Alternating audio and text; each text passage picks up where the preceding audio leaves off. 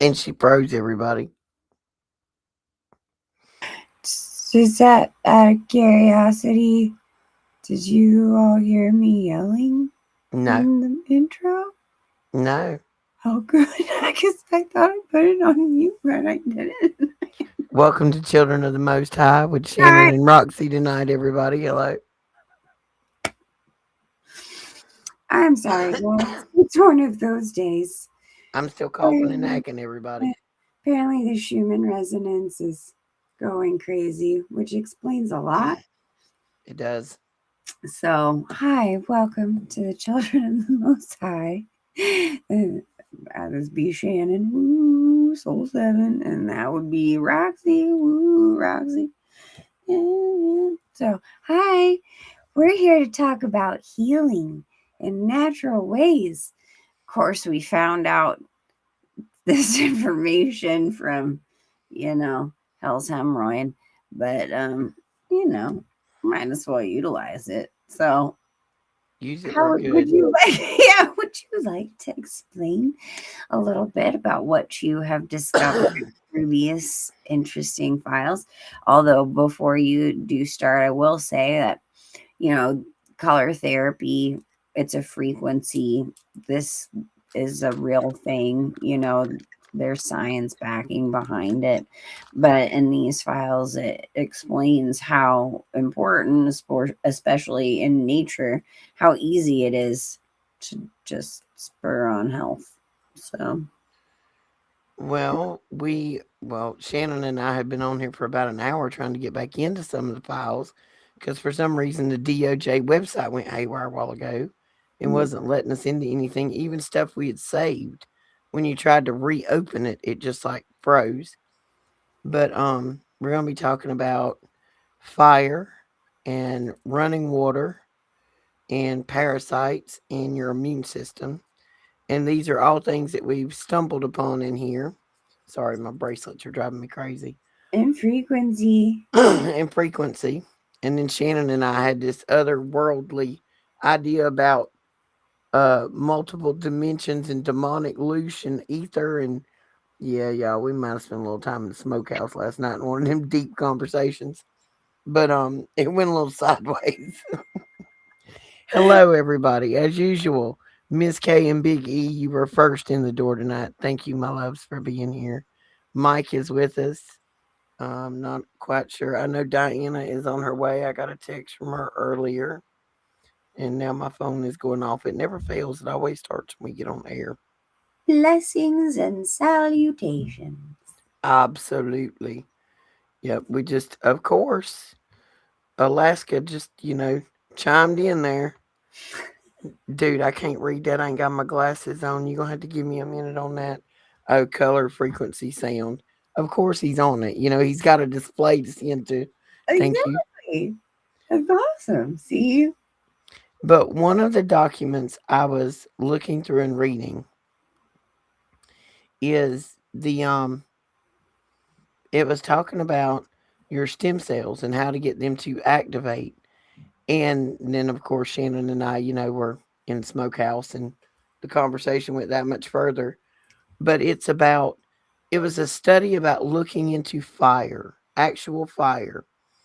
And if you were sitting and gazing down into the fire, into the coals, the stem cell count quantity of what was healing you was greatly multiplied. If you gazed beyond the fire, that quantity dropped. If you were blinded to the fire, but your body could still see it, it was almost non existent, which told them that looking into the fire, the red coals of the fire, was causing stem cell activation and regeneration. So then Shannon and I went a step further. We're like, okay, well, I can understand that. Hello, my love. I see you, Diana. Um, we don't cook with fire anymore. We don't heat with fire anymore. So we have very, very little contact with fire versus what we used to have. And when you think about people before electricity, before electric stoves, before gas stoves, they were all using fire to cook and heat with for light to go anywhere on a torch. So if if looking at fire activates and regenerates stem cells, and we're no longer doing that, we're in effect shortening our own lifespan. Yep. And then I was saying, oh, like the blue lights on all of our screens and why there's blue blocker glasses out there. And so is that in effect shortening the lifespan of our cells? Well, see, then Shannon and I ended up on a whole different squirreled rabbit hole about ether and loosh and demons and frequency, and it just, we were all over the map today, guys. Yeah. I mean, all of these color frequencies have purpose for different things, but being bombarded with certain things, I mean, the blue light, it reduces your ability to sleep. It causes, it's more stimulating to the mind. Um, things along those lines. But I'm all about trying to figure out how to regenerate my cells without having to get poked or prodded or cut into or Absolutely. farmicated.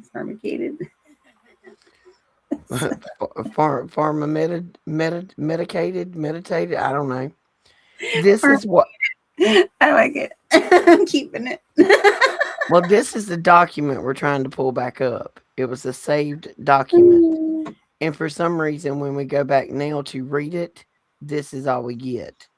Even though I try to do an age verification, it won't let me go any further. I don't know why. But this document was chocked full of information on, and what it was talking about, sorry guys, I still don't have my voice back. It was talking about how the human body, your brain consumes 20% of the, let's say your body produces, we're just going to say 100 units of power on a normal day to function. 20% of that is always for your brain. Your brain is only 3% of the mass of your being, but it takes 20% of the energy to run it. Any shortage thereof can turn you into a vegetable or kill you.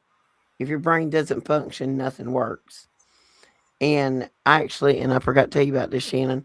I was watching a girl yesterday who's been going through these files, and she was looking at the stuff of where old Satan's hemorrhoid supposedly, himself in the cell.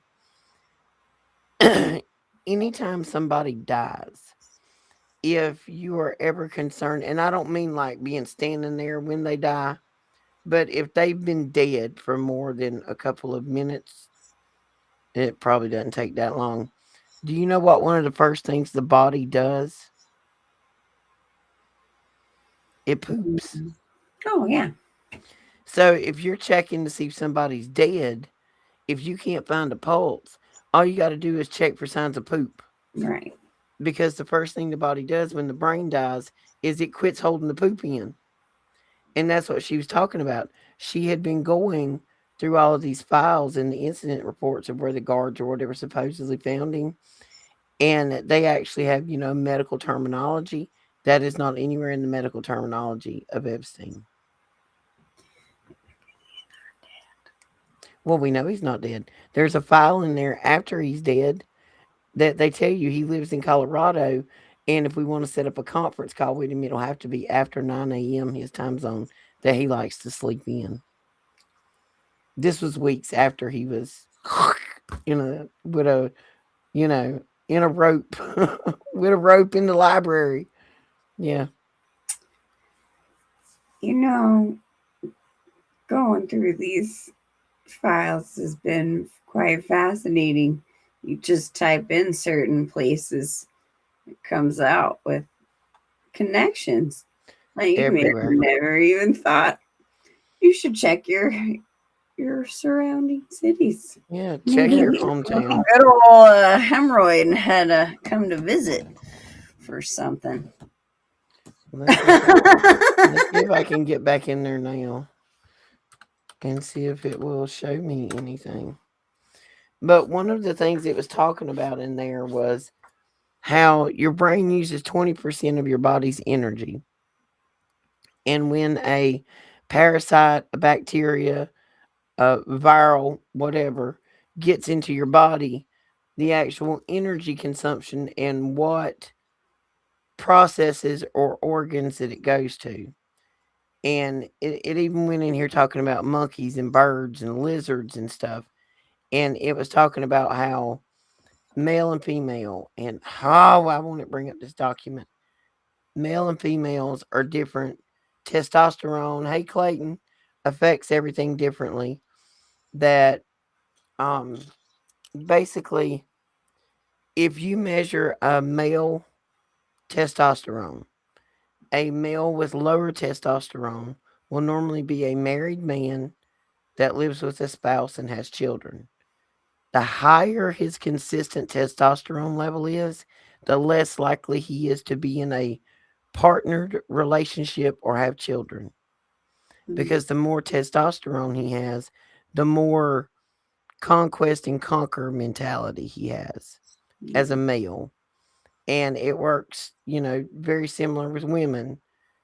That men are more, and this is all in this document. It's scientific, and it's talking about birds and lizards and humans and monkeys, and that there are birds that when a female is selecting her male mate bird, that she will always pick one that has brighter colors. The brighter the color of the bird, the healthier his immune system. She will always pick a brighter colored bird Yeah. because he will give her a better genetic makeup for her offspring. Right. Even the birds are that smart. Right. And it tells you how in here that when you get sick, the the blah feeling that you get the next day or two is actually a chemical that your brain releases to get your body to lay down and be still so that it doesn't have to expend energy on functioning. It can expend energy on healing. Yeah. And that's why even though you feel good the next day, you still want to lay around in the bed and rot, so to speak, because your brain is sending you a chemical to lay down and shut up. Mm. And it's just kind of wild. And I wish I could get this stupid paper to pull up. And it's aggravating me, it won't. But it talks about in here about how different things in nature that we've gotten so far away from nature because now we all live in a box with an electric stove and LED lights and computers all around us and mirrors and everything else. And that how generations from hundreds and hundreds of years ago, thousands, were nomadic people who traveled on horseback. And when they traveled, they stopped beside running water because they had to. Wasn't like you could pull up at the local 7-Eleven and get a Mountain Dew. They would travel and cook by fire. They would be by running water. And just those things alone made you healthier humans. Most of them are barefooted. If they weren't, it was only like, thin soled things to protect the actual just sole of your foot With from damage. leather, which is, Natural. a natural, it's a skin, so it's conductive of the electricity because it's your And skin. if you'll go back even further, previous to like dark ages, go all the way back to Egyptian, go look at some of the shoes they were wearing. The shoes they had were like just a piece of leather on the bottom with a strap, kind of like a flip flop or a sandal. But if you go and look at it, there was a piece of copper that came through the toes, went through the shoe, into the earth, so that you always had a grounded connection. Hello, Cash. Um, and that made a difference, and that tells you right there that grounding to the earth. So imagine what being barefoot staring into a campfire could do for your body as a healing. Being beside the ocean or a running stream for 20 minutes can lower blood pressure enough that somebody who's having like a hypertension attack with anxiety can actually naturally lower it, get it low, and keep it low just by running water. I used to live in a house in Mentone where there was a running creek in our backyard. And I mean, sometimes they'd turn it off, which was no fun, but most of the time it was running. And I miss that house. Sleeping in there was awesome. It was so easy. So easy.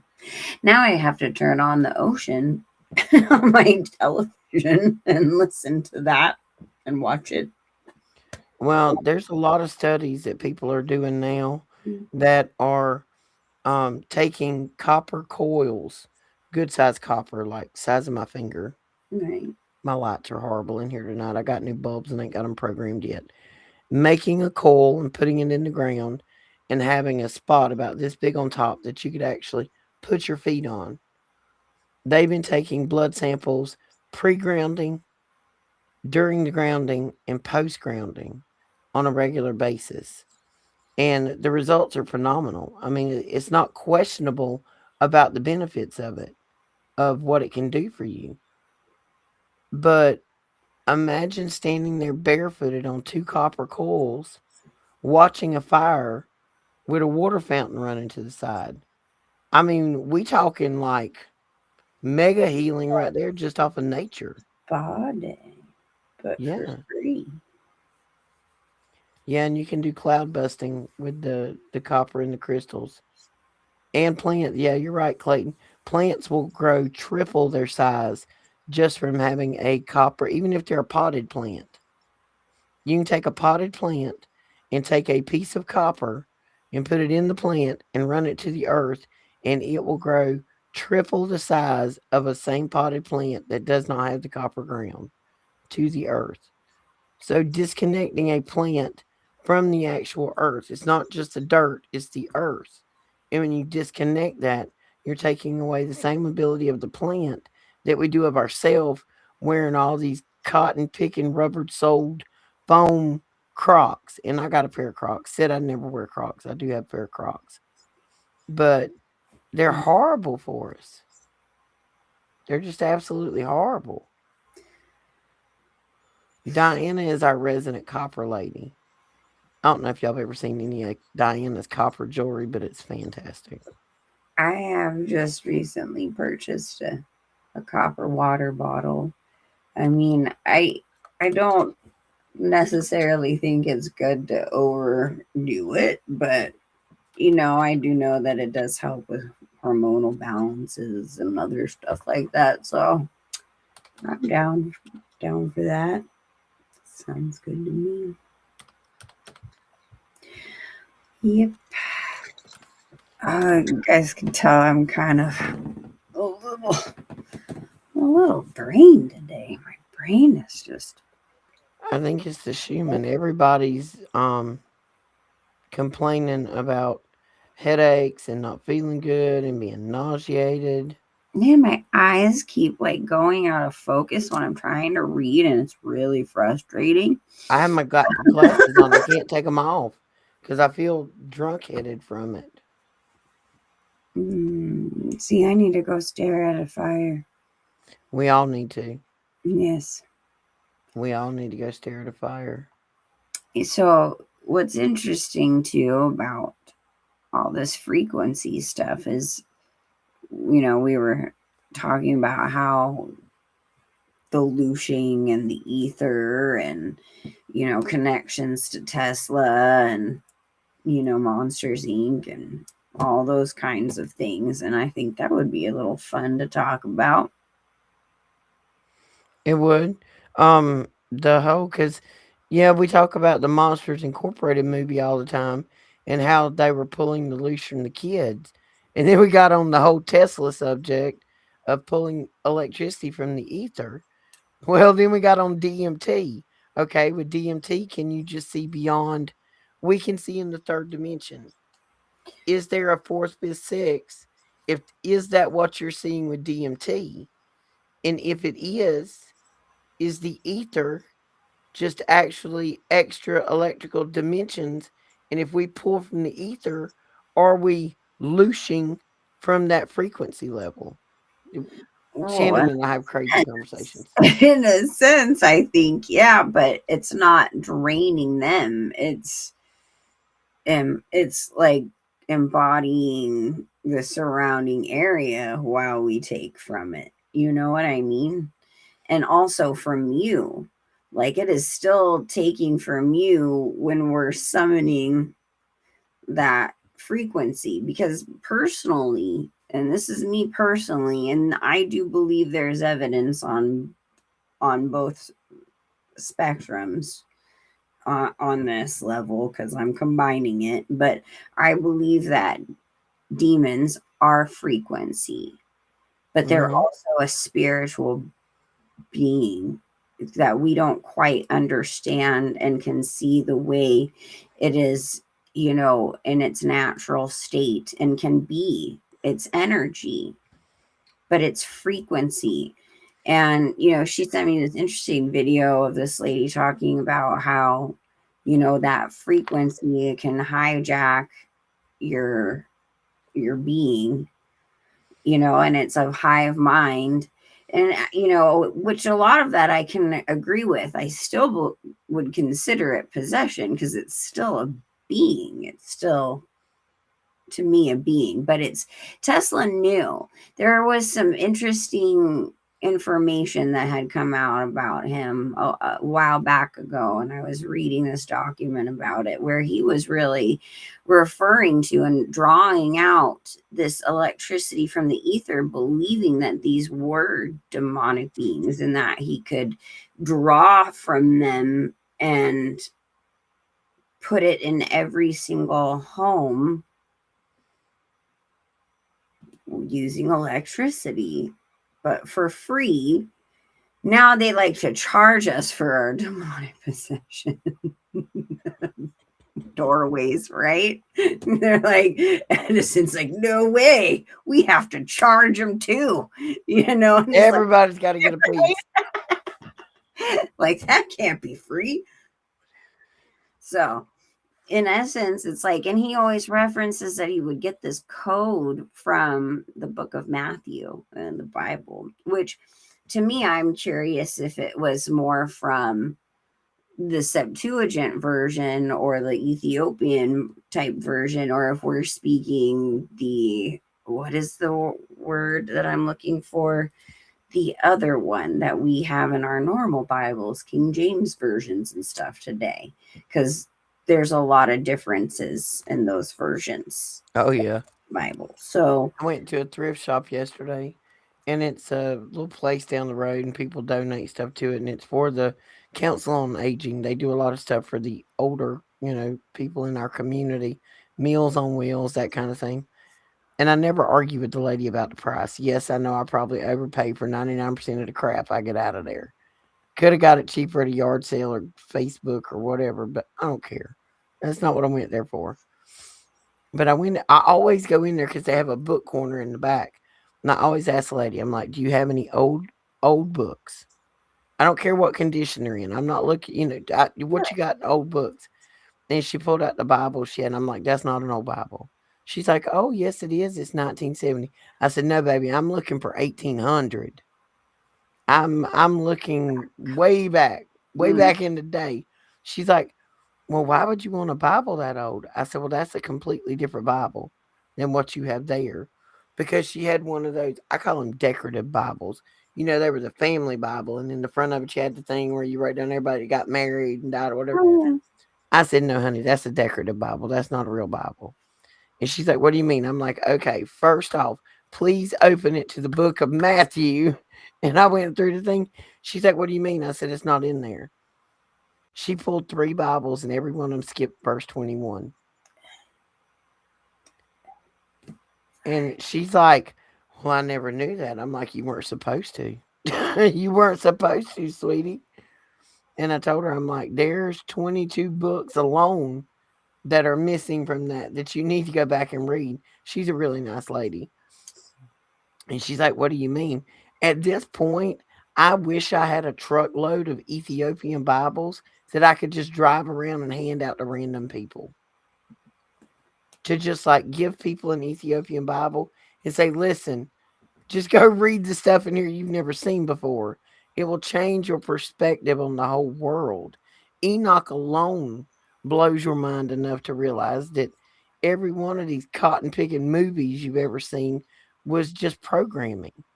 It was to give you the dissonance that that's a comic book, that can't happen. No, where you think they got the idea from? Well, I'd like to take it to a step further with a lot of these films and movies.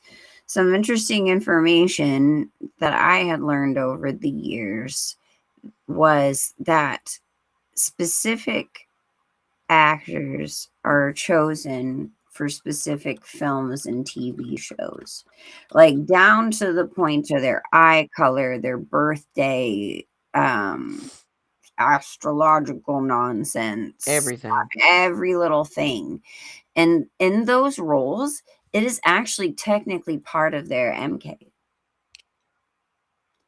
That And doesn't surprise me. right? This was actually what I was trying to remember to tell you earlier before we hopped on live, just so you know I remembered.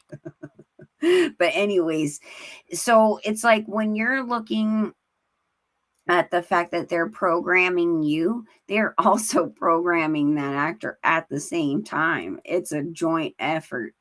And a lot of times that's why you feel so connected to that lead character in certain different films. Like, certain people are drawn to action films, certain people are drawn to romantic comedies, some people are drawn to sci fi. You know what I'm saying? And Everything's so programming. it's all programming, but like a lot of the stuff that you seem to really kind of hone in on, those characters, you're being programmed together. It's a together thing, which is actually part of the twinning thing, which is part of the DID, the dissociative identity disorder. It all falls suit together. So just keep that in mind, especially when they're young, especially these, kids. You see a lot more children in horror movies these days, or psychological thrillers or sci-fi. Think about that they're actually training and traumatizing that kid during that experience. They are programming so hard. And I've got our notes over here tonight. Shannon and I are trying not to get off on squirrel adventures tonight. It's so It's hard, hard. It's really hard. especially with my brain right now. It's all boo. That's why we made a list. Oh, We're hitting pretty good so far, Shannon. okay. We're checking it off. They Okay. are programming us so hard. They are even programming you when you ride in the damn elevator. I read on this article, I can't get to pull back up. It was talking about different chemicals in the body and how to manipulate those chemicals. One of the things they do, the reason the music is so bad in the elevator is because the beats per minute and the melody of the music incites a particular chemical which will quiet claustrophobia. If you have claustrophobia, the music actually settles the claustrophobia down in you while you ride in an elevator. Like everything is psychology and chemicals, and they understand how to manipulate. It's yes, they're voice to skull and the frequencies and the Wi-Fi, and it's all getting in our head. But it's not only that; they're taking the movies and the music and the beats per minute. And I listened to a song the other day, and this is I don't know if she's good or not, but I really like her. Her name's Jessie Murph. She's about 4'8" and she don't talk. She don't take no trash. But anyway, she's got a song, and I've listened to it probably 100 times because it's one of my angry women songs. Yeah, I honey. realized the other day in the last 40 seconds of it, there is Morse code in the background of the song. Never heard it before until the other day, and I'm like, Girl. like that goes all into the backmasking stuff and layered sounds for certain reasons. Binaural beats. Do you know how much binaural beats are integrated in like EDM music, stuff that you go to the festivals with, especially in the new age type realm? But EDM and all of that is like hardcore binaural beats, which puts you in a state, like trance like state. And that's when your altars can be recalled. Them altars is Interesting something enough. else. Interesting enough. But Mm. something I wanted to mention about this color coding stuff. We're often told, like, I did some studying about film. I've always been interested in this cinematography, photography, and the use of colors in stories. They always tell you that it's to set a mood and set certain things like a protagonist or an antagonist, but really it's a programming, it's a state of programming. And this is something that if any of you have kids, grandkids, anything along those lines, YouTube Kids is absolutely the worst on this.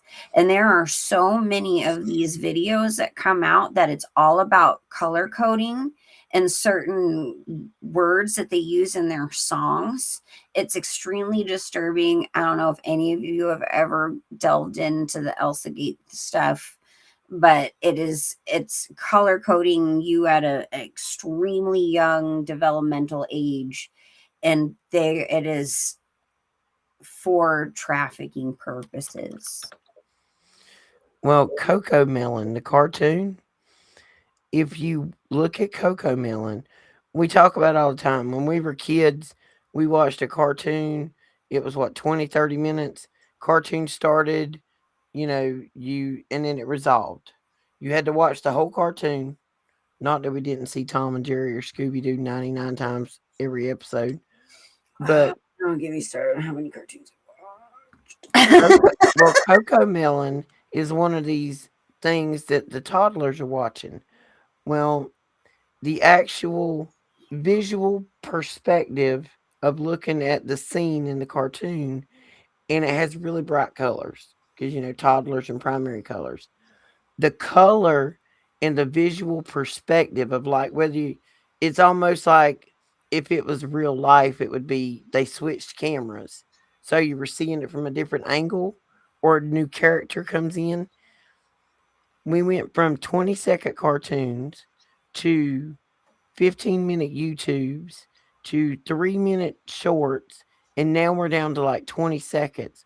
Coco Melon is 2.3 seconds, and every ago. time it switches, it kicks off a dopamine trigger in the toddler's brain. Not only that, but the color sequence is a huge thing. Color sequence is, and this is what I was talking about with training these children at a young age to be accepted in trafficking. Like they have literally started us all. I mean, we all ended up with this programming, but now it's like exponentially more intense. And then when you think about it too, with all these flashing lights that we're surrounded with our phones, our computers, our television sets, the actual light bulbs that are in your ceilings, and how they're constantly flashing, but you cannot consciously see that. You are not aware of how it's actually flashing. And messing That up your circadian rhythm, yeah. it all has a huge effect on your cellular structure. This is like on top of all the other like poison they're throwing on us, this frequency and flashing and all these things, it's more detrimental than you could ever realize. And our immune systems are being so suppressed on just such an intense basis, but yet they're out there doing whatever they want, getting their infrared saunas on, going Well, out into the wilderness, doing their weird ritual stuff. and if you think about the programming they have instilled from childhood, just like the unicorn thing. Like, what do you think a unicorn looks like? Who knows? Other than looking at old art, which there's a lot of unicorns in that. But if you ask somebody what a color means, what does red mean, Shannon? I would say passion, No, stop. anger. Red means stop. Green means go. Yellow Right. means slow down. Yeah. Those are some of your first, okay, The color versus action is right where my brain's going. When you, developmental, like that's the first thing you learn with right. that color in your developmental What state. what's one of the first games you play as a child? Red light, green light. Did you ever play that as a kid? Yep, sure did. It's programming. And yellow, Hmm. slowly. Go back and read some of them fairy tales they told us as kids with a new perspective, and you'll see that that was some evil, demonic, Snow White kind of stuff going on. Well, Snow White was her actual real mother, not her stepmother, and the true stuff. Hmm. Which, I get when you are born into something, you don't know any better. You're surrounded by that. You don't understand any different, and you fall into what has been done to you. But it's like in that storyline and in a lot of like a lot of these beings that are listed on these files, there's a whole new level to where it's not actually human or a person. Can't even use the term human, but it is like to the next level. That's not Mm-mm. of this fleshly realm. That's of something more intense. You know what I'm saying? And it's like to be able to want to eat your own daughter's heart. I can't. That's like Yeah, we. I see the baby eater thing was out there for a long time, guys. Oh my god, I'm sorry. Nothing new under the sun. They've been telling us this forever, and the elite seem to be really interested in this stuff. Well, see, I got down this. You know how all of a sudden you end up down a rabbit hole, and you're like, how in the Joe Frank did I end up over there? And it was about mine. It actually started because I was searching for the Nephilim. We know there was X amount of them. What were their traits? Were they on particular continents? Did they divide up? So then I got into mythology and lore of over time and centuries, each of these people, like the Hopi Indian and the Irish and the Basque, what was their monster in mythology? Right. Most places had a monster in mythology. And if you'll go look at that monster, that'll lead you back to what kind of Nephilim monster it was. And if we've learned nothing else from watching some of these TV shows like Supernatural, there are categories of monsters. And if you'll look, a lot of these categories match up. And now we're seeing that all this stuff we're coming out, you can attribute all these fools to one of those categories of monsters. And back in, 1300, 1500, whatever, you didn't have adult conversations in front of children. You still shouldn't be having them. But they didn't have them back then. And when they spoke about something, they couldn't tell you you don't need to be outside the house at night because there's, baby eating pedophiles out there that say worship Satan. They would tell you you can't go outside because a vampire might get you, or you can't go outside because a werewolf might get you. They named the monsters, but the monsters have been the same monsters all along, Mhm. time after time. There's The no new monster. the Kachina. What is it called in Africa?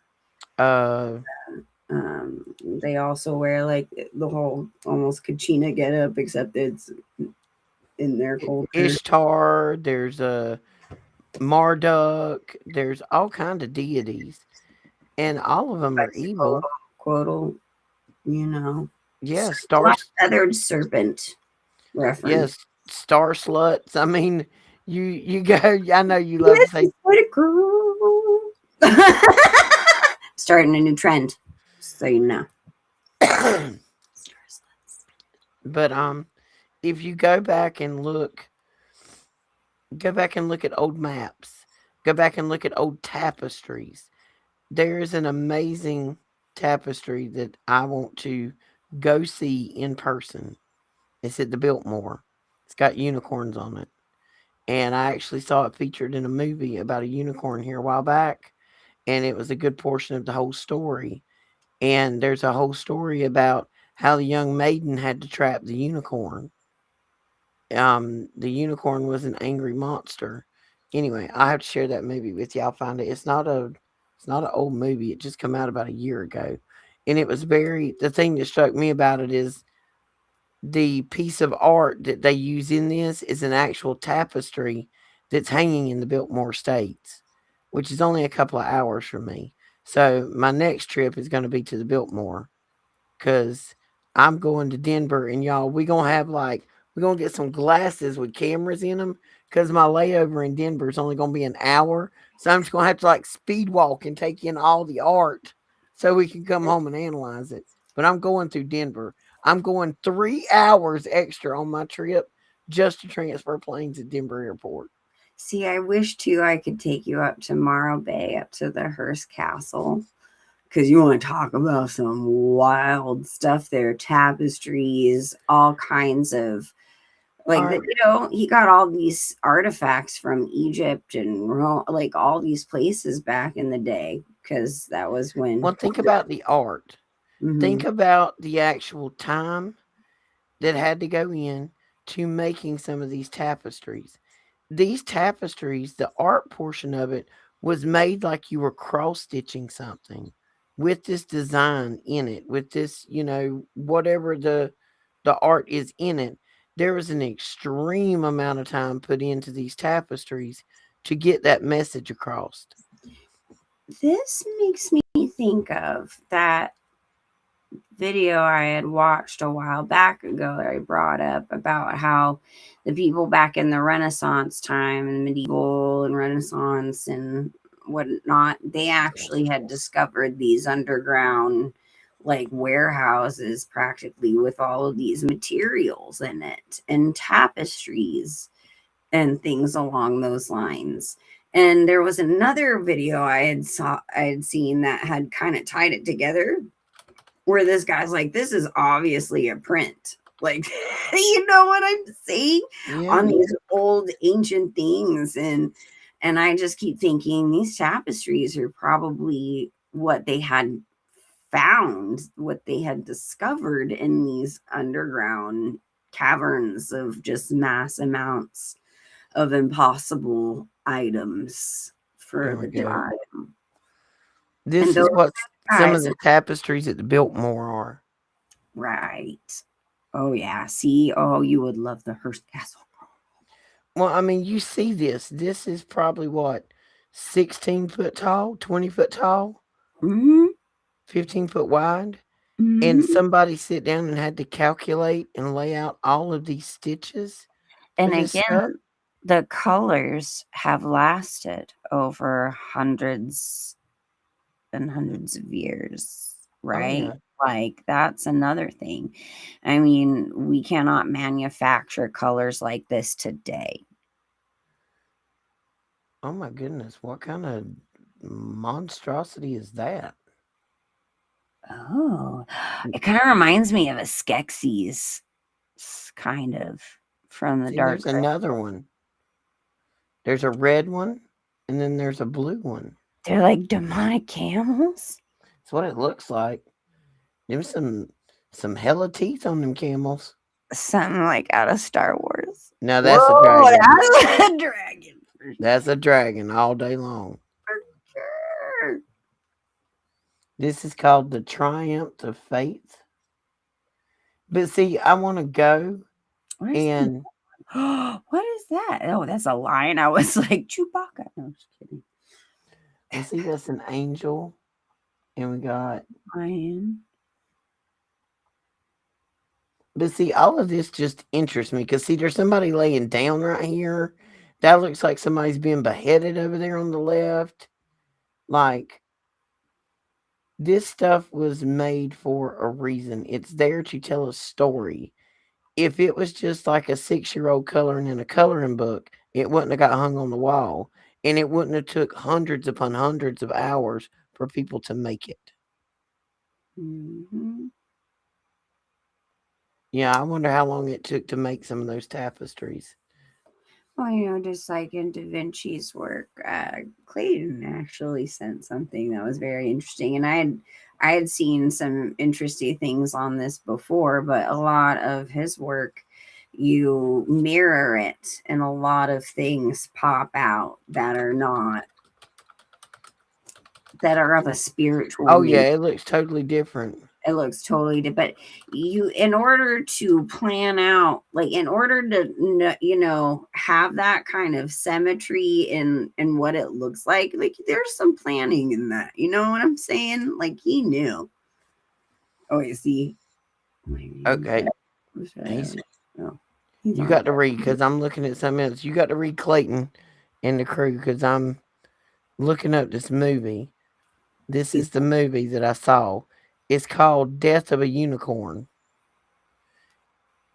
oh, And it's got what's her face in it. yeah, When um, let's see, where's it at? I want to know what the piece of art is that she's Death of a Unicorn. this reminds me of the last unicorn. I used to absolutely love that animation. Mia Farrow does the voice of the last unicorn. And then, of course, there's Legend, you know, before Tom Cruise went all weird. Based on the real life hunt of a unicorn. Here it goes. I knew it was a real life tapestry. Oh, I've seen this one. I mean, not like in person, but I've seen pictures of it.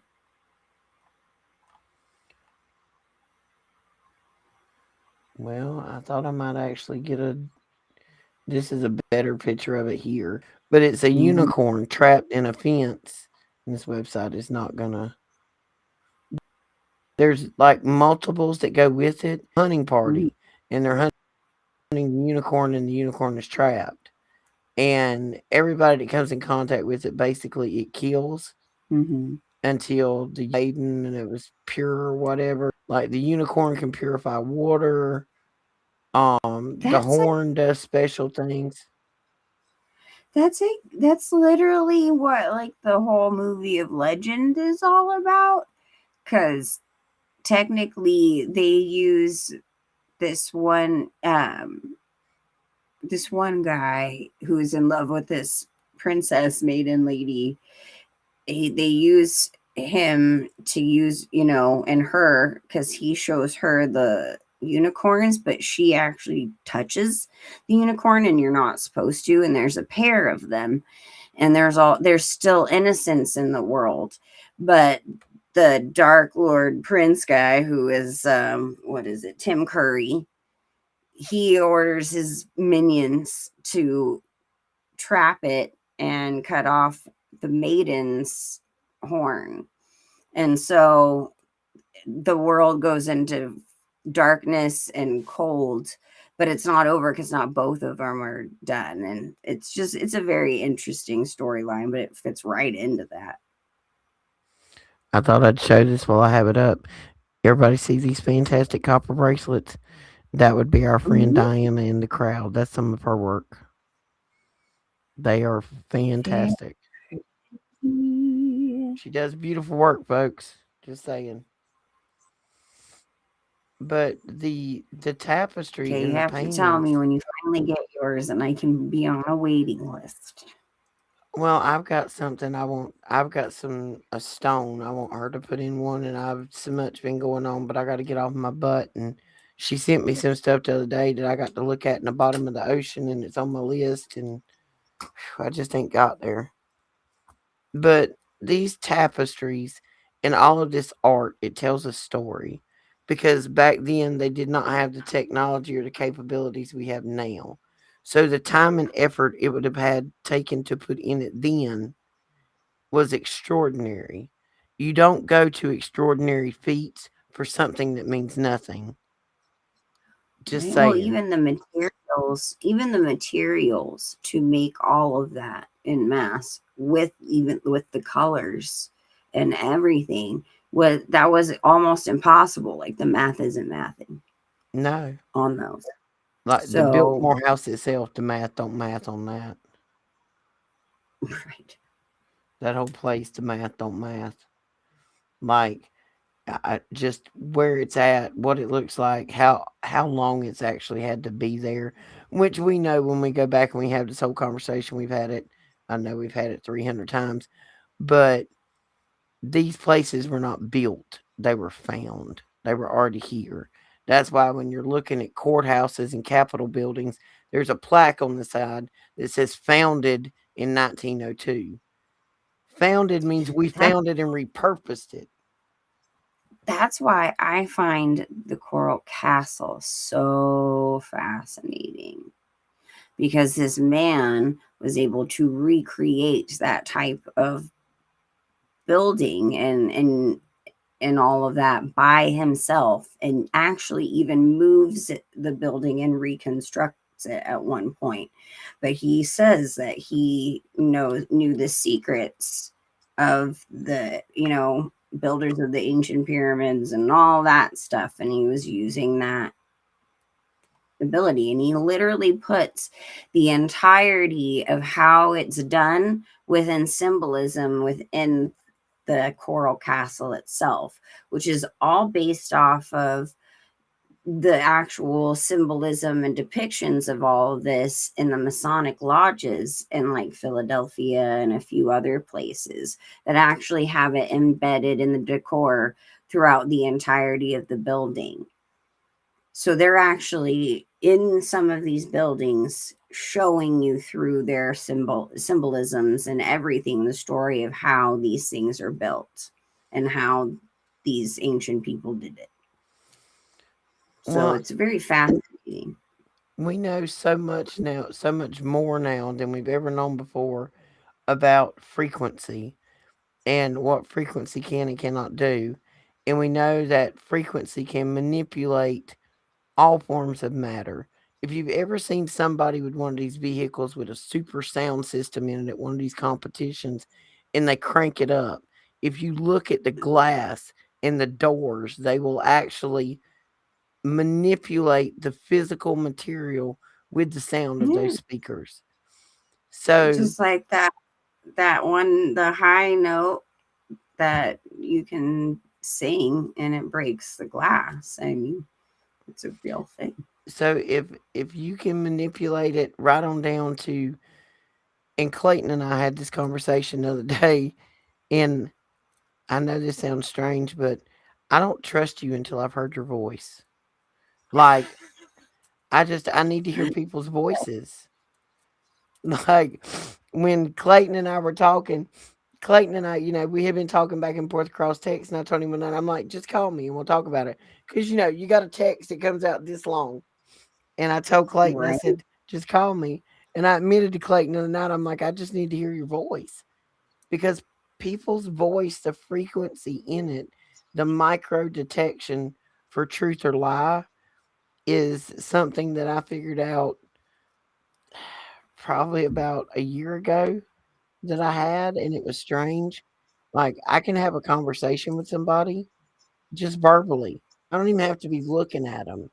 I can be standing behind a wall and not see them and tell whether you're lying or not just by the sound of your voice, as to whether you're genuine in what you're saying, you're authentic. And I told Clayton, I'm like, yeah, dude, I just need to hear your voice that night. I just needed to know you were real.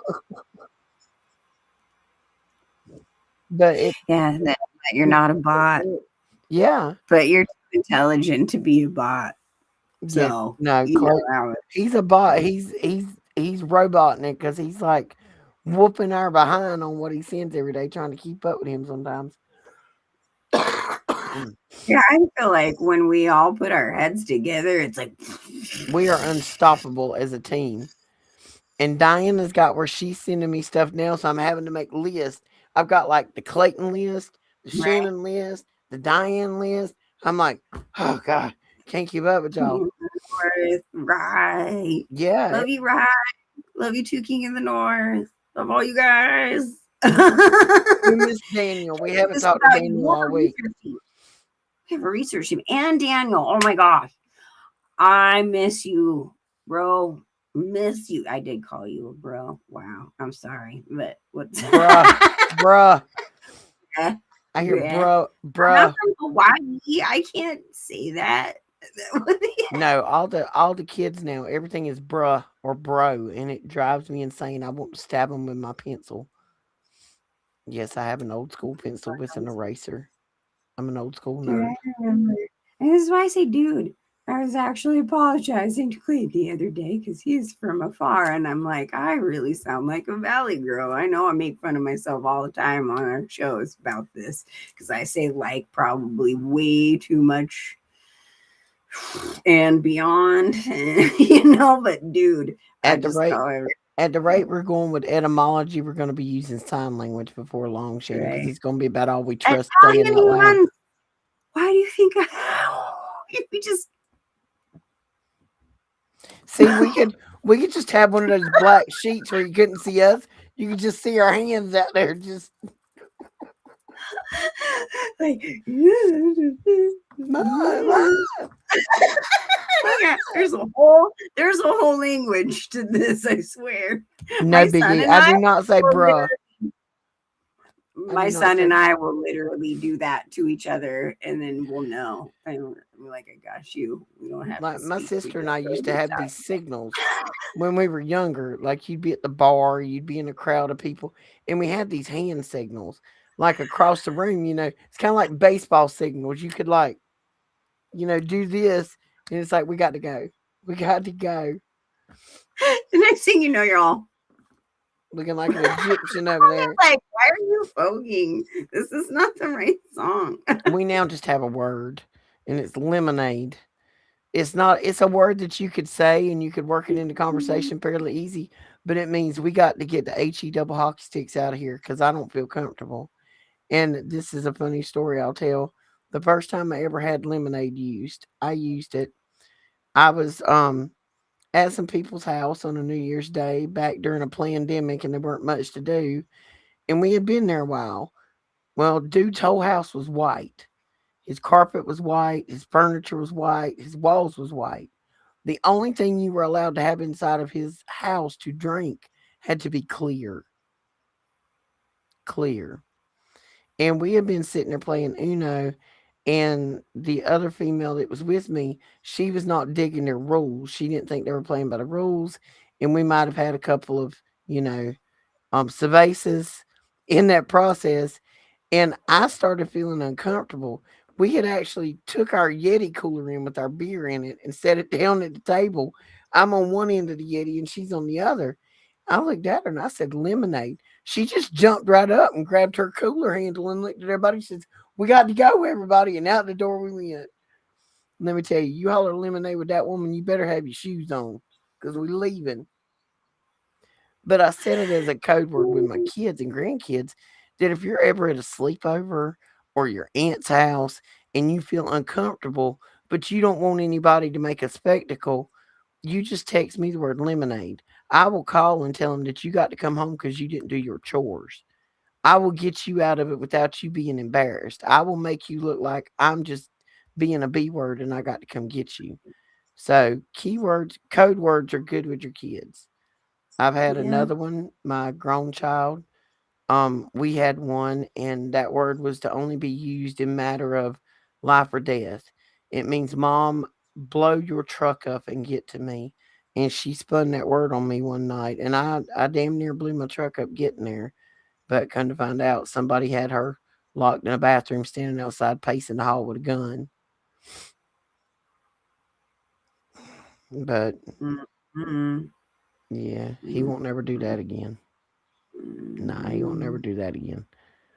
But it's important to have things like that with kids, especially kids, with all the things that we're learning and how much they're manipulating and twisting in these video games. And oh my goodness, if you have a kid, a niece, a nephew, a child in your life that you know, or an adult with a child, if they play these video games, Roblox, Minecraft, any of these games, they are using these games to groom our children. Then they turn around and talk them into hurting themselves, sending pictures that they shouldn't be sending. And I mean, just make sure you're watching your You kids. know, that's that's kind of that's something really important I'd like to bring up. You know, um, even for an adult, when you send out pictures, say you're single or whatever, you're not, and you're being stupid, any of that, those things stay out there and they have an effect on you. You do end up having parts of guilt and shame. People can use it to blackmail you, all that stuff. And that's an adult. Think of how many kids are falling into that. And we're talking nine, like 8, 9 even, okay? And the deep fake stuff, all of these things, it's such a huge deal. The what damage it could do to a kid is literally, they might as well be trafficked. You know what I'm saying? Hmm. But they're being allowed, and they're being manipulated into thinking this is okay behavior. And really, it's just so detrimental of what it has done to our kids, because a lot of people end up taking their lives from this, a lot of children. Yes. So please keep an eye on that. Like I just had a recent situation with someone I know and love and care about, to where that was a thing, and like my heart dropped and was like, you need to explain to this kid right now what the consequences are for that. And just so you know, you're if you even if you are underage and you have an underage picture of your girlfriend or boyfriend or whatever on there, it is still considered CP. And Absolutely. so it just, you know, so you guys, we got to protect our kids from that. They don't even think about that, especially those who are in the hormonal rage state, and how everything Absolutely. is over sexualizing them anyways. So they're not thinking consequences, Mm-mm. but there's huge consequences for this. So just keep an eye on them, because man, like, I mean, I don't know how many of you, when you were younger, like me, did a lot of things that we didn't tell our parents about. Oh, absolutely. So, they're not going to be like, hey, mom, hey, grandma, I just got big. And Mike, you're right. My kids are 30 and 31, and we still have code words to this day. And one of theirs was aces and eights, which is a dead man's hand because I used to like play poker. But that meant that's the one of come to me. We may end up having to somebody aces and eights, maybe a dead man before this is over. And when she called me that night, I had full intention of. I told Shannon before, you miss one of my youngins, I will ride around with your body in the trunk while I help people look for you. I will hang up missing posters. Don't mess with my babies. Don't mess with anybody's babies. Not too long ago, my daughter was in a situation, and she was like out in the middle of nowhere in the desert, and got on a ride with her friend because her friend's birthday. She was in a situation, did not feel comfortable. I was out there like that. I was like, this may be 2 hours away, but I'm getting there in 45 minutes. And I was this close to just running in that door and be like, where is this kid? But she wouldn't even let me get in the fence. She was already on it. She was like, you don't need to do it. It's fine. Let's just go. And I'm like, but let me be mama bear. I look good in orange. I think I would look fantastic in stripes. I mean, whatever state we're in, I'm okay with what their penal system says you have to wear.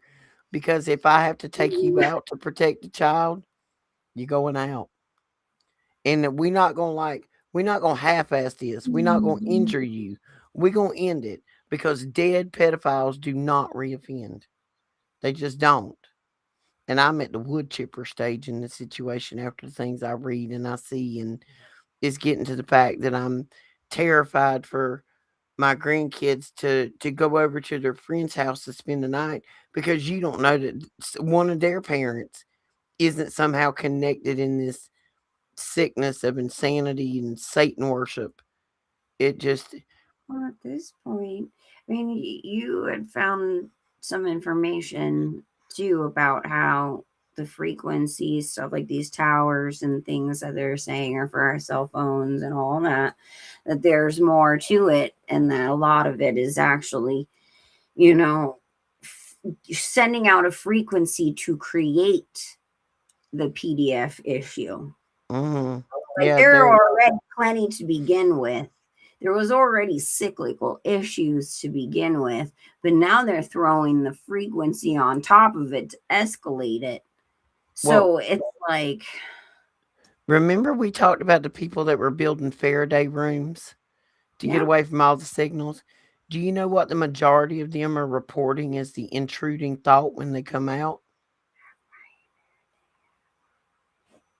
what's There's that? sexual arousement. Mm, That when they come out and they feel like there's thoughts that were not theirs, things that they weren't thinking of, most of them are in some form or shape related to sex. mm, So that tells you alone right there that that's one of the things they're pushing at you. mm-hmm. Yep. Yep. Well, they gotta have more sacrificial Mhm. things. So, Well, I'm gonna show you something Shannon and I worked on the other day, and these are coming, guys. You can buy one of these soon. This will come in a button or a bumper sticker or a t-shirt or a hat or a mug or however you would like it. I didn't want to, but I told you so. I want a hoodie.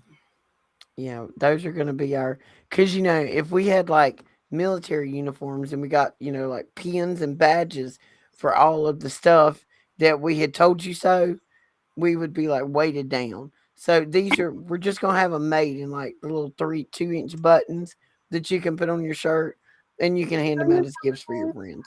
Or your bag or wherever. Maybe we can eventually make car magnets. We can make you a billboard if you want one. Oh, that'd be great. What we're gonna But if do? We're not that gonna sell them. and symbols, that would, because then we'd have more room. Yeah, because if we get into this whole selling of merchandise, then No. there's this lovely place called the government that wants their piece of it. So Shannon and I have figured out how to get these and how to give them as a gift for a preset donation towards the show funds. Because all we want to do is cover our monthly software cost, which right now is running us about $75 with the two different programs that we use. And that's all we want to cover. And we're only going to, like by the time we buy them and ship them, maybe a couple of bucks a piece. But yeah, that's how we're going to do it. Preset small donation, you get one of these fantastic pens, and we're going to try to have other options. Yeah. Because this is how we do it. This is how we do See, we need background music, but if we put background music in here, they would totally community violate us. Well, see, it. I have a cricket We're machine. karaokeing it. How can they be mad? Like, we'll just pull a Dave. We could. Pull Super Dave. And we'll just sing along with their background music. Clayton, you are dead on it, buddy. Dead on the money with the posters. I have a cricket machine, and I bought a bunch of vinyl from a yard sale of a business that was going out of business. So I think this week, because I now have the greenhouse set up and I'm gonna turn it into one of my craft rooms, I think I'm just gonna make these stickers in mass quantity, and we'll start just putting them up everywhere. Yeah. Mm-hmm. I still want to make my posters for all the fast food places.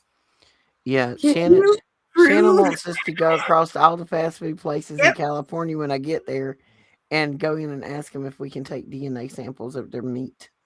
Oh, I want to put a big poster up on on the building. Can you prove this is not child meat with a big question mark?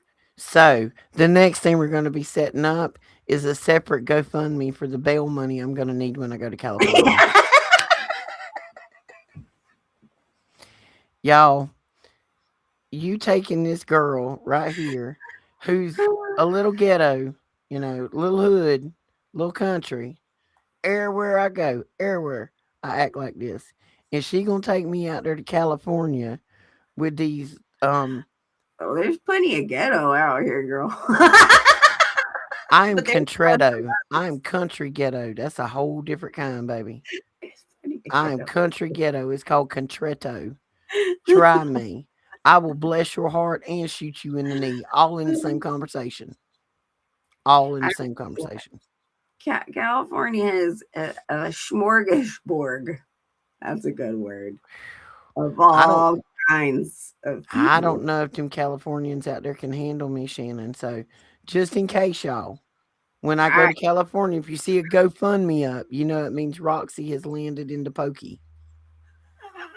you'll actually fit in quite well in my town, technically speaking, because they all are a very similar mindset. Only in this town, though. If we step outside of this town, it'll start getting weird. I But like weird. it'll be an adventure. So we're going to explore it. Let's go.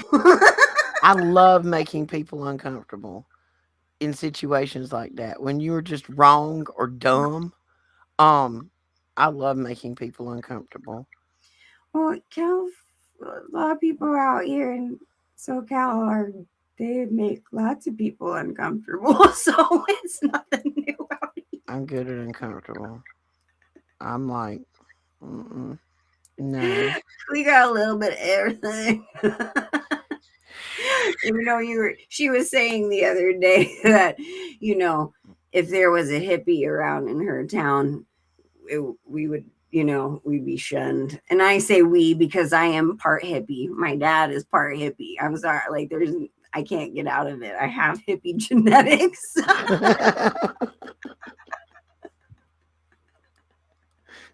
So I think I was born in the wrong decade. I mean, I think I was born too late.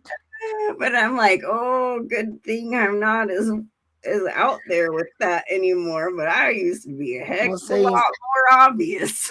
when you see me in person, and I know Shannon and I spend a lot of time on the phone, but when people see me in person and they've spoken to me on the phone, I can give you my Harvard customer service voice, or I can give you I'm gonna come and like destroy your life, all in the same phone conversation with some wonderful slang words. Some of them are very colorful and have lots of letters in them.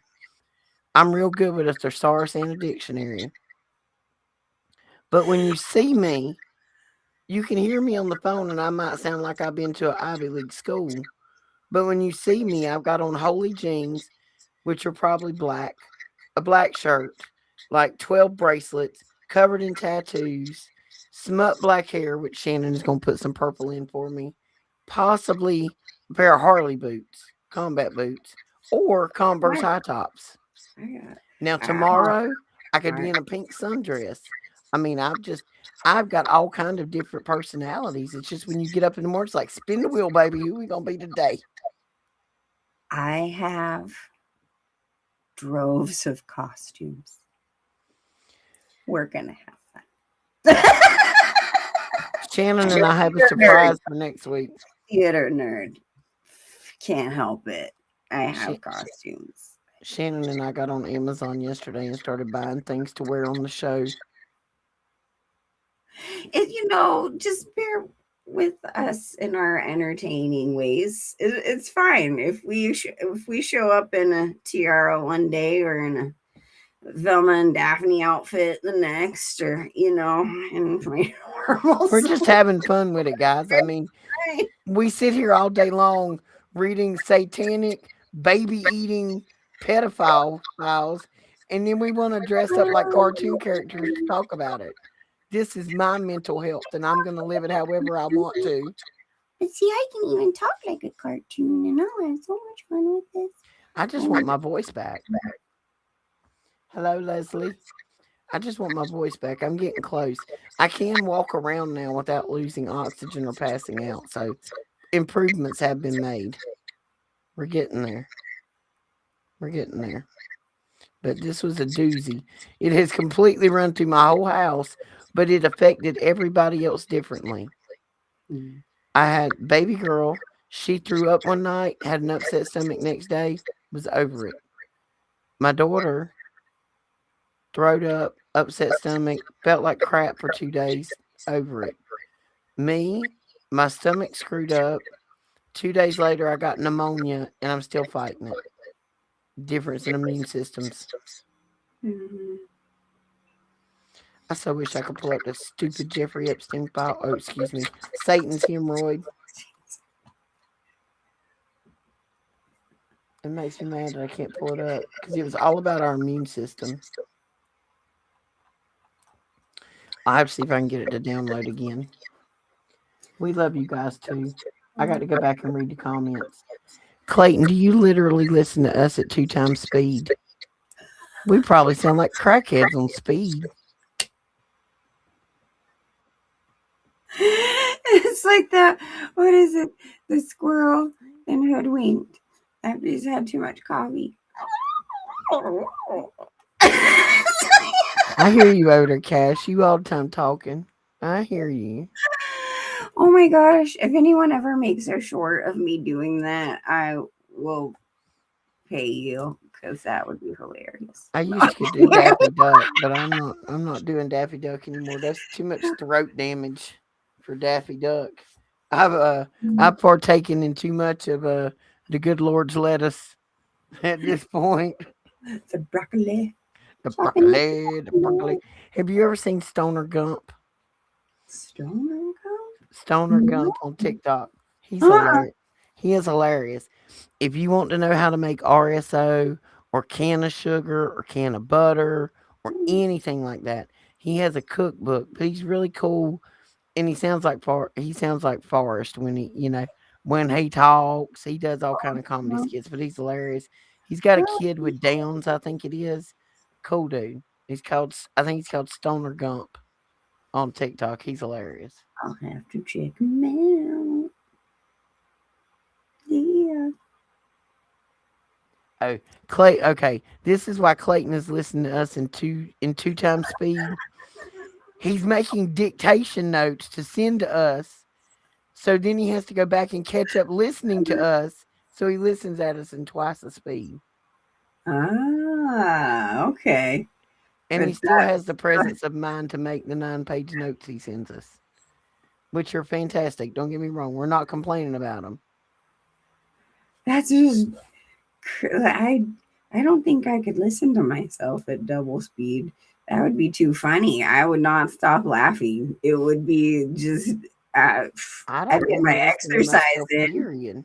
Hey, for any of you guys who have back problems like me and you want to work out your abs, just laugh.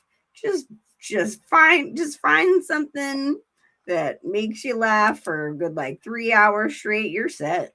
Hey, I'm not even going to complain about whatever this hell virus was that I've had for the past 2 weeks. Because, girl, I've lost more weight during hell virus than I could on any diet I've ever known. I put on my favorite pair of blue jeans this morning. They just went bloop and fell right back down. I'm like, not even going to complain about hell virus anymore. Not even going to do it. I'm down to pant size. I went to eat tonight. My daughter went to one of our favorite places. It's a local place. It does like some of the best fried chicken in the world. And I used to work there, so I know their kitchen's clean and they use real food. It's not any of that. But like 3 bites in, I'm like, I'm full. Because I haven't eaten much in 2 weeks. I have literally, Shannon will tell you, I've lived off Ritz crackers for like 2 weeks Mm-hmm. and squeezed cheese. But anyway, Cheese. poison in a can. It's cheese food. It's food adjacent. I'm not lying. I still got my I squeeze cheese right here. I have no one to judge. Listen, Yeah, I'm red. after Like you have eat three red 3 Bull now. sleeves of Ritz crackers, you got to change the flavor. Yes, they call that flavor fatigue. Because Yeah. just in case any of you really wanted to know this, which I seriously doubt, but you get to find out anyways. I have a problem when I like am in overload mode with all of the stuff that we are constantly digging into. I have to shut off for a minute. And my go to is either watching people eat a ridiculous amount of food or watching people bake cakes. See, I used to enjoy people baking cakes. And then my OCD self went and bought like $2,500 worth of equipment and started selling wedding cakes. Like every time I started getting involved in watching a craft show, the next thing you know, I had a whole new craft obsession. Right. Shannon, I have a whole 1962 vintage camper full of craft supplies out there that I've never Right. used. See, my problem though is I eat the cake. I don't just want to make it, I want to eat it. Maybe that's why I got into crafts because I'd be 600 pounds. So, okay, here it is. Here's why I watch the people eating ridiculous amounts of food. Okay, there this mukbangs or whatever you want to call them, or professional eaters. There's two things that watching these things do to you mentally, right? It either it makes you hungry and you want to eat everything, or it satiates your desire to eat that much. Like you're full by watching them eat that ridiculous amount of money or food, right? Money, it is money, but so I'll watch it and I feel fine because like I ate it, but I didn't actually have to go through the pain. See, I can't watch people eat like that. It makes me, it just, oh, no, I can't. I don't know Mm-mm. what it is. I can't do the ASMR stuff and when they're like really No. loud with it, but I do like watching like professional eaters. Like there's something with it. Like there's this one lady, Katina Eats Kilos. Check her out if you're interested. Okay, this tiny little thing. Well, she's a bodybuilder, man, and her dude go out on tours all over and just and it's so cool to watch this little tiny thing like put down just like it's awesome, but then they work out like they're actually using it. It's not like the ones who shouldn't be doing it. There's Those are on that show called My 600-Pound Life. I know not those guys. They're bodybuilders. They use it. Okay, guys. And they take breaks and but Oh my it's God. really fascinating. Today, because at this point, we have just completely given up on truth and knowledge and we moved on with the comedy section of the show, guys. We're riding down the road today, and there's an area on the road. And Hmm. when you turned on the corner of said area and you drove down in there, you were subject to lose hubcaps, wheels, your whole car, or your life. Just Yeah. not a neighborhood you wanted to turn into. Okay. ASMR, No. yeah. Oh, is Wayne the Pain in here? Hello, love. Yeah. Hello, love. You're buying narrow beats again. But we went by there today and we've had this massive influx of all these people that have moved in. Well, first off, they didn't know where in the hell they were building them subdivisions because they have built it slam jam bucked up against the ghetto. I mean, Yeah. full on ghetto. Like people in the middle of the streets with automatic guns. Like when cops go in You there, already know. they go in 10 deep. They don't go in one car. No. On the corner of this neighborhood, they had started building a building out there and it was going to be a Dollar General. Halfway through construction, Dollar General realized where they were about to build. Dollar General pulled out and left. They Yep. got the hell out of town. We Yep. go by there today. Somebody else has bought the building. It is now a Mexican restaurant, a smoke shop, and a snack thing called the Munchies. And right next to it is the liquor store. That's one You stop. can get you can get drunk, high, get a snack and a burrito all at the same strip mall. And some cigarettes. Yeah, and some cigarettes. You can get everything. It's one stop shopping at the ghetto. You don't Yeah, even have to take an Uber. Just walk to the corner. yeah. How easy do you think they're making it for people to just gluttonize themselves with everything? Dude, I've mentioned I live in a one boulevard town, and they seem to think that they're as cool as Redlands for some reason, and keep trying to build like strip malls and Target and all these things, and I'm like, dude, we're not Redlands. We're not. Our population is like a fraction of the town next door. What are you doing? Why Our do we? Why population are we has trying to be exploded, cool? I'll be driving because I'm not one to go to town a lot. Like I normally Walmart is like a once a year, and Oh, that's only because I've got to have something I can't get from anywhere else. And I went to town the other day. We used to have like it was actually the mall we used to cruise around when I was a teenager, but it was a Kmart before Kmart went out of business. And now they've like gutted it, and it's going to be a Ulta and a PetSmart and a something other else. And directly across the street is Star Sluts and Chick-fil-A and Bojangles and that horrible Arches place. And it's just like fast food hell.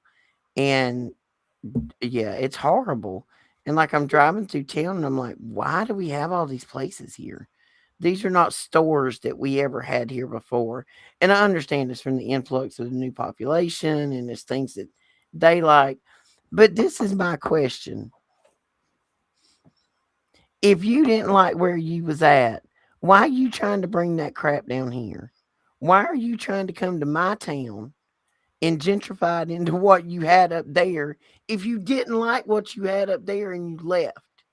That's just my question. I don't understand well, it. because they're gonna turn all of these places into smart cities. No, I don't want no smart city. You're, you're telling me, the town next door gets to be one of the first around here, and I'm so excited. It's a good thing I live on the outskirts, but I'm gonna be looking in, going, "Oh, I gotta get out of here soon." You know what I'm saying?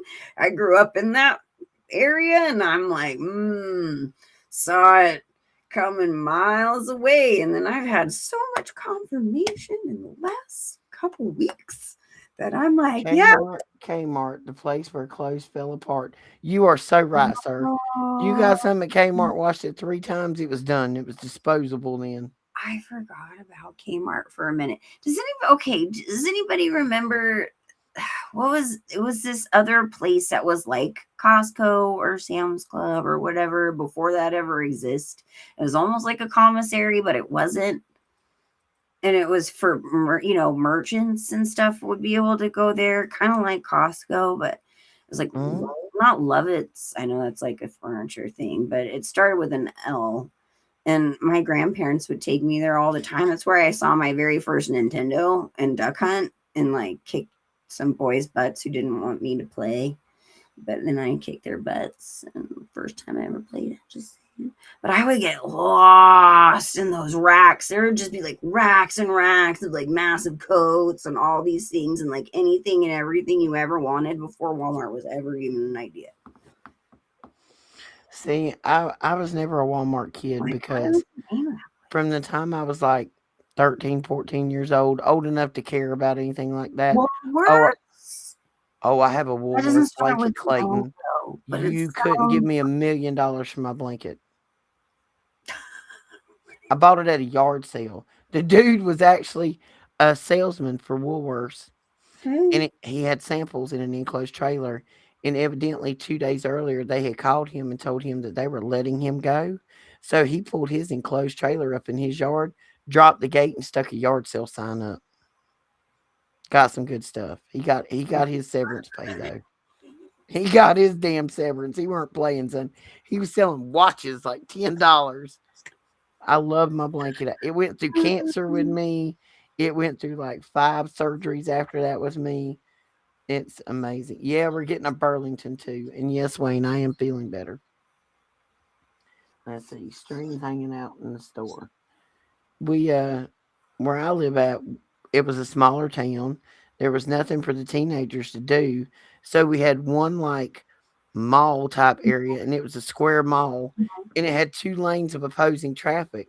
So we would cruise the square, and when you had seen all those people, everybody just turned around and went in the other direction. You had a big parking lot. We could all go sit in it. Hey Tina, and chit chat, and we had a Winn Dixie over there on the side, and we had a Belk and a Kmart. And that was about all we had.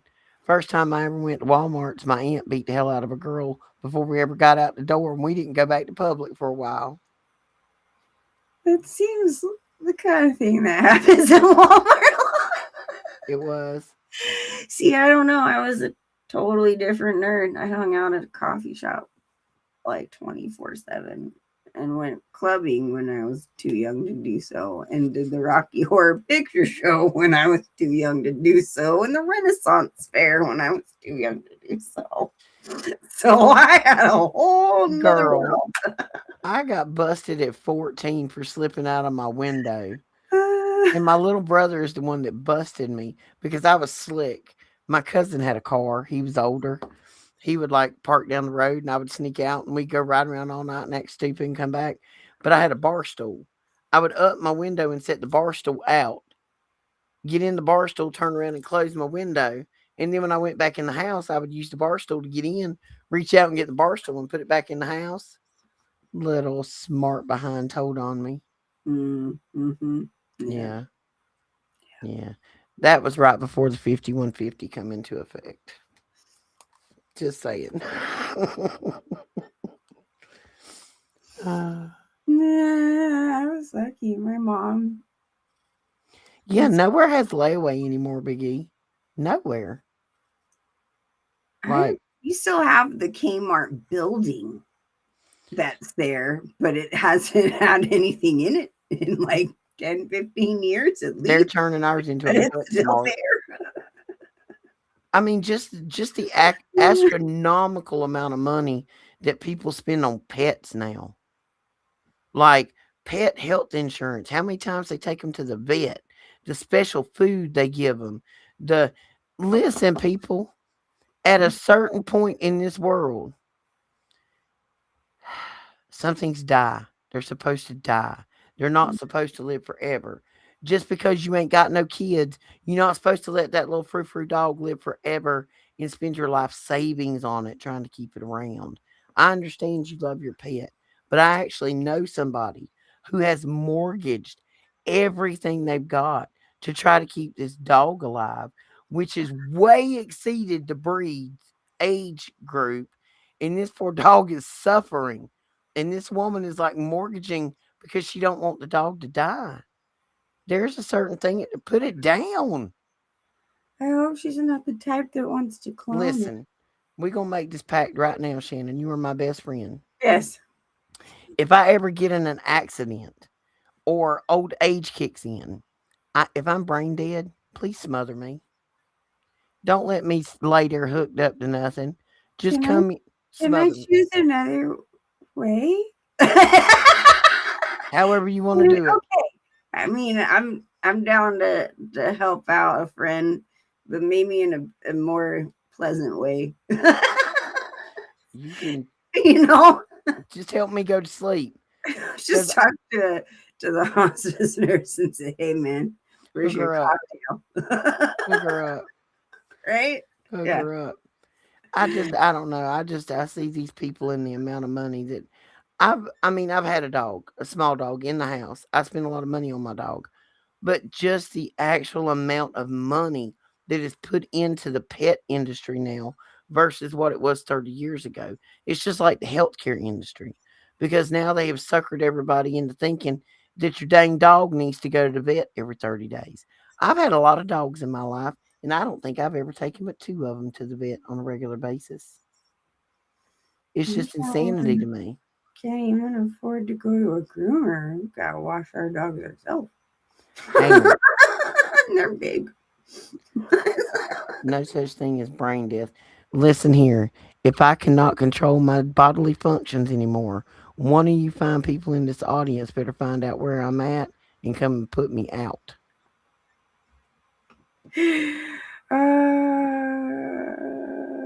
Yeah, I don't want to live in none of them smart cities. We got one coming next to us, Murder Beach down there. They've got all the flock camera systems and everything put up, and I'm just like, nah. And I know that there's going to be DNA sensors in there. Yep. And for all them people that got the pokey, you got a little Satan's butthole or hemorrhoid in you. For everybody that got the pokey, you got a little Satan's hemorrhoid inside of you. Just saying. Oh, that is not the kind of share So, just that I saying. particularly You care. can tell people now that got the poke that you got a little Jeff ass in you. Because, I mean, they some of it in there. Yep. Satan's butthole is all up in you. We're going to be praying for you. We will pray. We pray for everybody, every day, every night, all Mm-hmm. time, everywhere. We pray for everybody, even the bad people. You got to pray for the bad people and hope that something happens that they can go back right. Because I'm telling you, if something don't happen soon, I've sit here and just about destroyed my pencil fiddling with it. But gonna be a lot of horror in the world if some things don't change soon. So we have to pray for the evil ones to come over to our side. As soon as the body dies, the organs become toxic very quickly, and you can't harvest from so called organ donors after they're dead. Absolutely, you cannot. Mm-hmm. So they would prefer to get you while you're still lukewarm, not cold. That's correct. Listen, I am so messed up from all the chemo that they gave me back in the day and the other 21 surgeries that I've had to remove every body part that they thought was absolutely non existent or essential for me. They have removed it. My ovaries, my uterus, my gallbladder, um, all kinds of stuff. They just kept removing stuff. Like I was having issues, so they just kept scalping organs. Somebody out there has probably got my uterus walking down the road with my defective uterus, or put it in some face cream and wore it. I don't know. Yes, yeah, I was going to say products, probably. Probably. Yeah. You don't want to know what. No, they don't act the same no more, Cash, because they walking around with Satan's hemorrhoid inside of them. It's got something. There's something bigger with that. He did not place his DNA in all of those vaccines for no reason. There is something much deeper to why he wanted his seed inside of all those shots. I'm reading comments, Shannon. I'm sorry. I'm reading comments. If I get quiet. Say it is said that it will be as in the days of Noah in the end times. So if this is not proof that genetic manipulation is afoot on a Every time genetic mass manipulation happens. worldwide scale, Yep. Every then time I it don't happens. know. And I don't know, man. Like if that hasn't sunk into somebody at this point, I I'm don't. looking for a note on this notepad I made. Um, I don't. I think I'm. Okay, here we go. I knew I had it in here. One of the documents we found the other day, because Wayne just said something about it. Yeah, I just say it, Tina. I ain't never been good at keeping my mouth shut. Ask my mama. Got me in all kind of trouble. Actually landed me in a straitjacket one time because I couldn't keep my mouth shut. I ain't even ashamed. I ain't even ashamed. I spent 32 hours in a straitjacket and refused for them to make me mad about putting me in a straitjacket. I laughed at them. Do it again. Anyway, I was a teenager, uncontrollable, sneaking out the window, drinking and driving, stupid stuff. I probably deserved it. But anyway, Alzheimer's dementia. One of the documents I found in these Epstein files, it tells you that green tea powder, it's called H as in Harry, B as in boy, F as in Frank, that's in green tea powder, um, reduces the homocysteine acid in the body, and It will improve Alzheimer's and dementia. That even people with the most severe versions of it, after taking this daily for 6 months, had noticeable improvement in cognitive skill. This stuff is in those files, guys, and that's what we're doing. We go down there and we try to think of any chemical or any medical that we can find in it because this man had the brightest minds in the world, giving him everything they could give him, and he was cloning and doing genetics, and they were looking into the natural stuff. Like they knew exactly how much of your body's energy was used when you dream, when you don't dream, when you're driving, when you're wrestling, like all that stuff. My head muscles hurt from grinning. Well, I hope we made you happy tonight, Clayton. I do. See, you guys got your ab workout on tonight. Let's keep Ain't that it? up. Didn't even know you were gonna work out. What?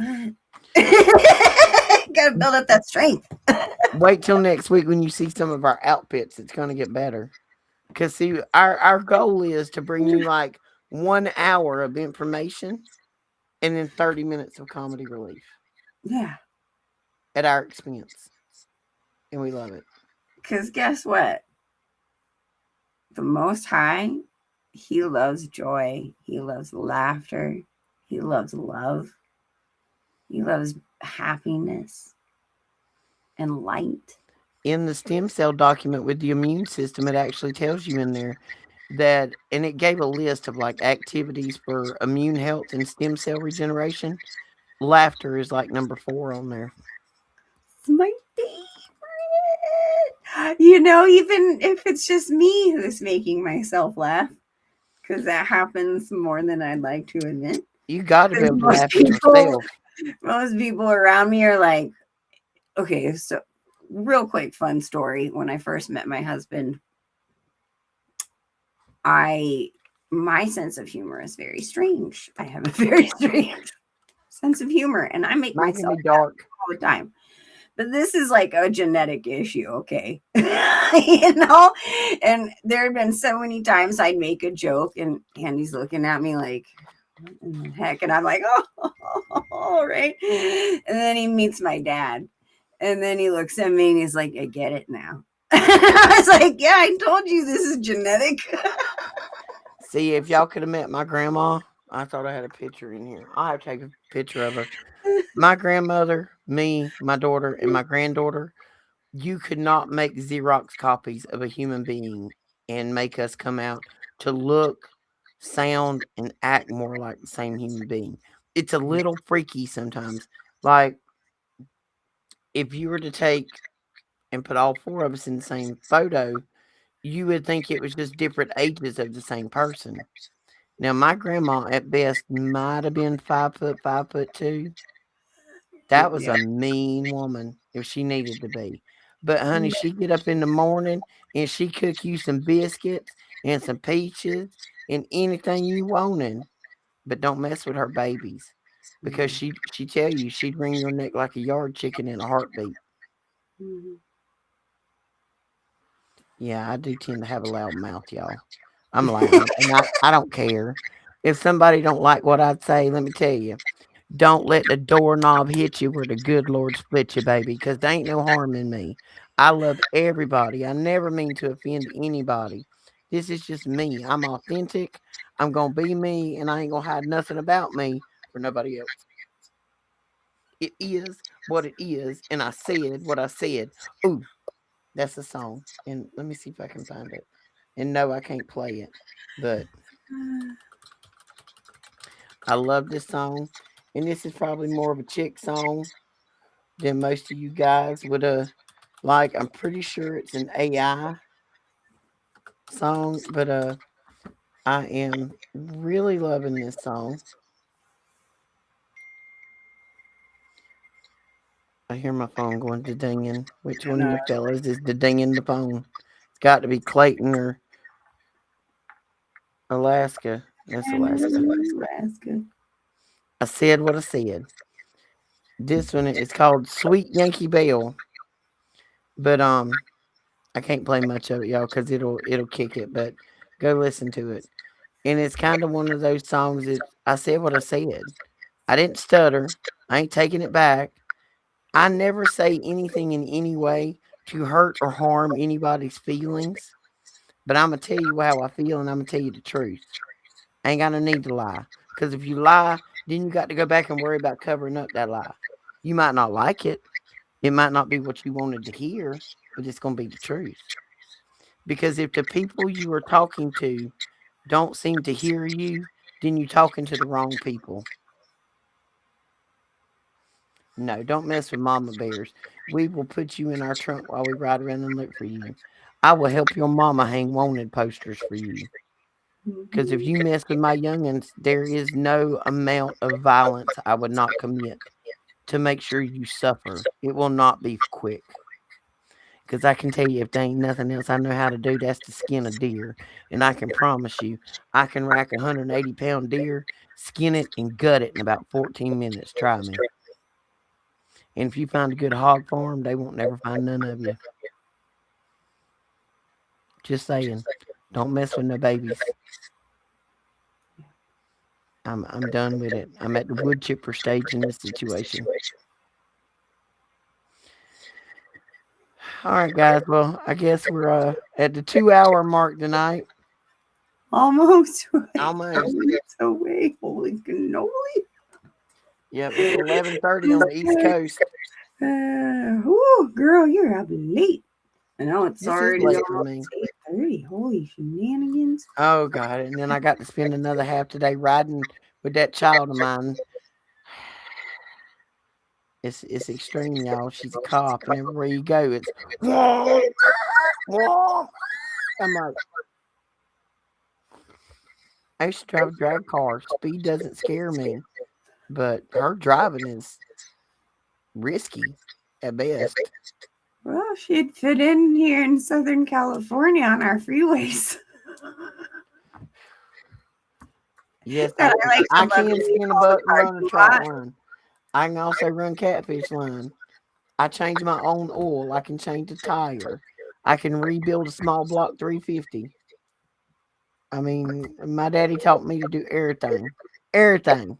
Ain't no need to need nobody else if you can do it yourself. That's true. Unless, you have certain medical things where you can't do every little thing yourself, and then it's okay to I ask could for probably still do it. I might be a little slower, but I could probably still do it. I But can when do push plumbing. comes to shove and it's survival time, like you can do just about anything. Okay, Oh, that's like absolutely.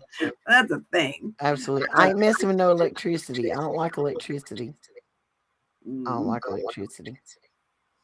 But yeah, the mama bears are saying good night. We love y'all. Say a prayer for your neighbor, your friend, and a stranger, even the evil ones, that they can somehow find their way back to where they need to be. yeah. I don't know. Is Daniel gonna have a show tomorrow night? Tomorrow, I never. We haven't heard from him. No. Hopefully, we're hoping. Yeah. Y'all be praying about everything, everything, everywhere, and everybody. And one of the things in these documents that we found is that these people said that they could not manipulate the minds of children that had a blue aura. And that blue aura is equated to their parents were praying over them daily. So maybe if we all just start praying for all children out there to be protected, not one, not yours, not just the neighbors, all of them, pray. Don't cease praying.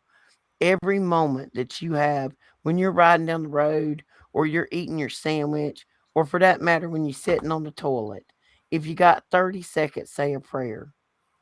Pray for your neighbor, pray for your family, and pray for the children. Pray for everybody. And remember, you are exceptional, you are worthy, and you were chosen to be here for a reason. You have a mission.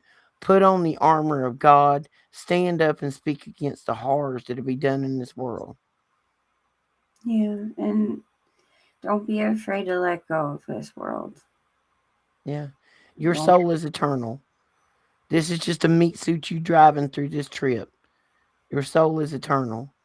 And if you are a truthful, authentic, good hearted human being, you got a lot of things in store for you, good things, but you got to help the others get there. So, one of the best ways we can do it is pray, love each other, love your neighbor, compliment a stranger, help a stranger do something, take their trash out, anything.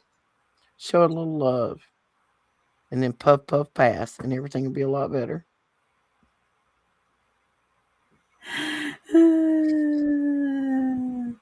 And drink your water. Not city water. Not That's it. city water. No, that's no, not city water. We love you guys. We will. I don't know if we're going to be on tomorrow, Yeah. but at the latest, we'll probably see you Monday because I got a busy day tomorrow.